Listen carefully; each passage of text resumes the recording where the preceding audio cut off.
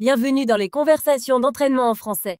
Préparez-vous à pratiquer votre français et à gagner en aisance. Des sous-titres sont disponibles dans plusieurs langues. Activez-les dans les paramètres de la vidéo. Et si vous souhaitez suivre le texte, un lien vers le PDF gratuit se trouve dans la description. C'est parti! Salut Ben. Comment ça va aujourd'hui? Salut Anna, ça va bien, merci. Et toi?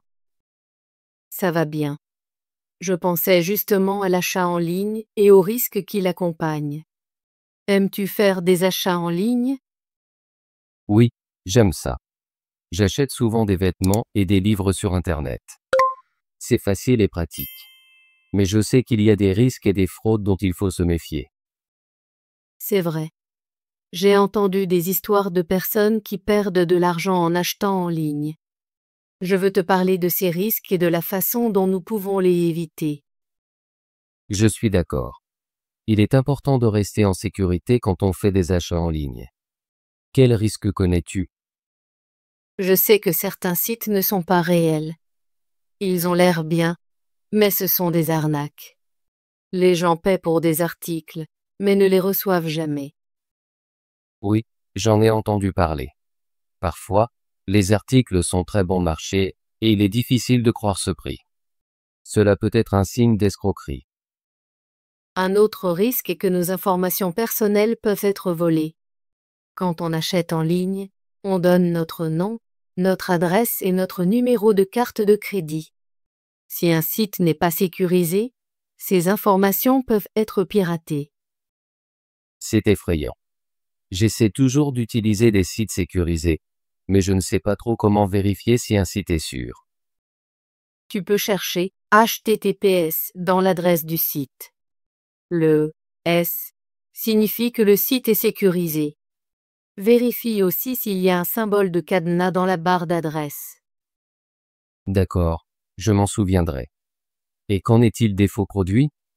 J'ai vu des sites qui vendent des articles qui ne sont pas réels ou de très mauvaise qualité. Oui, c'est un gros problème. Par exemple, si tu achètes un sac de designé, il peut avoir l'air vrai, mais c'est une mauvaise copie. Tu paies beaucoup d'argent pour quelque chose qui n'en vaut pas la peine. Je ne veux pas gaspiller mon argent pour des articles contrefaits. Comment pouvons-nous éviter ça? Une façon est de faire des achats sur des sites bien connus et de confiance. Des marques comme Amazon, eBay et les sites officiels sont généralement sûrs. J'utilise beaucoup Amazon. J'aime bien qu'ils aient des avis clients. Je lis toujours les avis avant d'acheter quelque chose. Les avis clients sont très utiles. Ils montrent ce que les autres pensent du produit. Mais parfois, même les avis peuvent être faux. Nous devons être prudents. C'est vrai. J'ai vu des avis qui semblaient trop beaux pour être vrais. J'essaie de chercher des avis détaillés et honnêtes. Un autre risque est les frais cachés. Certains sites affichent un prix bas, mais quand tu paies, il y a des frais supplémentaires pour la livraison ou les taxes. Je déteste ça. Je veux connaître le prix total avant d'acheter. Je vérifie toujours le prix final au moment du paiement. Oui, il est important de lire toutes les informations avant de cliquer sur « Acheter ». Je vérifie aussi la politique de retour. Si un article ne correspond pas à tes attentes, tu devrais pouvoir le retourner facilement. Je suis d'accord. Une bonne politique de retour me rassure quand je fais des achats en ligne. J'utilise également une carte de crédit pour les achats en ligne. C'est plus sûr que d'utiliser une carte de débit. C'est une bonne idée. Les cartes de crédit ont souvent une protection contre la fraude. Si quelqu'un vole ton numéro de carte, tu peux le signaler et récupérer ton argent. Je n'ai jamais eu ce problème, mais je suis content de savoir que ma carte de crédit est protégée. Je fais aussi attention à me déconnecter de mon compte après les achats, surtout si j'utilise un ordinateur public. C'est très important. Les ordinateurs publics peuvent être risqués car quelqu'un pourrait voir ton mot de passe ou tes informations personnelles. J'utilise toujours mon téléphone ou mon ordinateur portable personnel quand je fais des achats en ligne. Je me sens plus en sécurité comme ça. C'est un choix judicieux.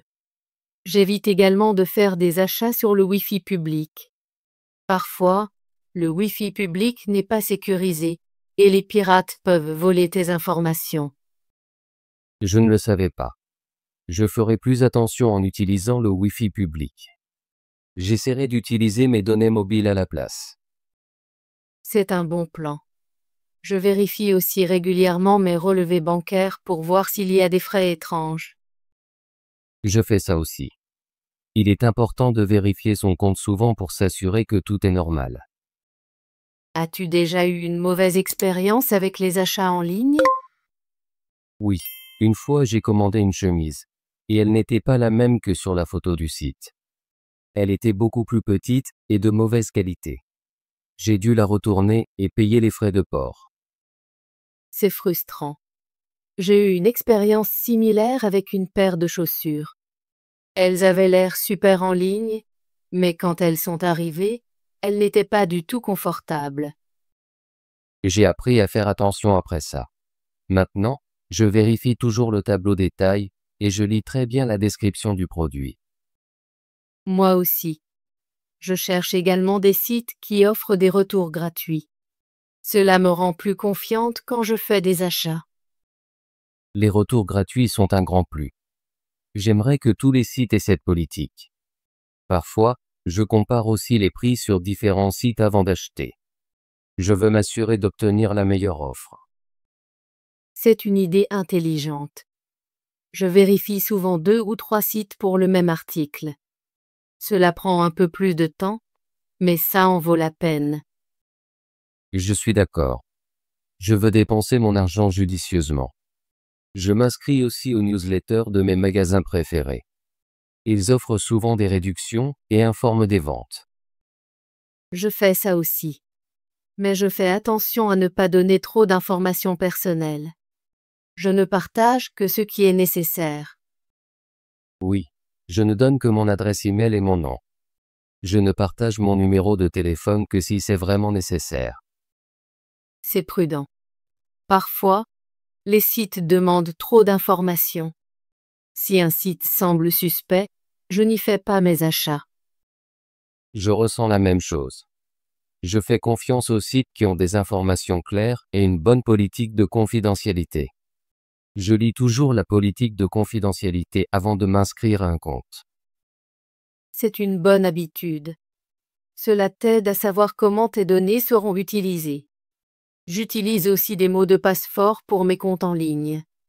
Je change mon mot de passe régulièrement. Je devrais le faire plus souvent. Parfois, j'utilise le même mot de passe pour différents sites, ce qui n'est pas sûr. Il est préférable d'utiliser un mot de passe unique pour chaque site. Tu peux utiliser un gestionnaire de mots de passe pour t'aider à les mémoriser. J'ai entendu parler des gestionnaires de mots de passe. Je vais envisager d'en utiliser un. Je veux garder mes informations en sécurité. C'est très important dans le monde numérique d'aujourd'hui.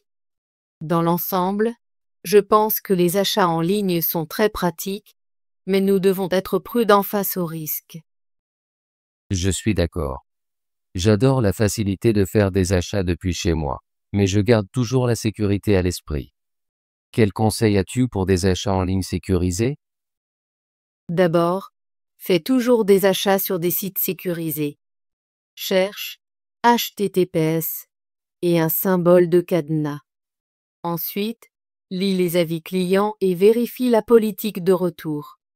Utilise une carte de crédit plutôt qu'une carte de débit. Et enfin, vérifie régulièrement tes relevés bancaires. Ce sont d'excellents conseils.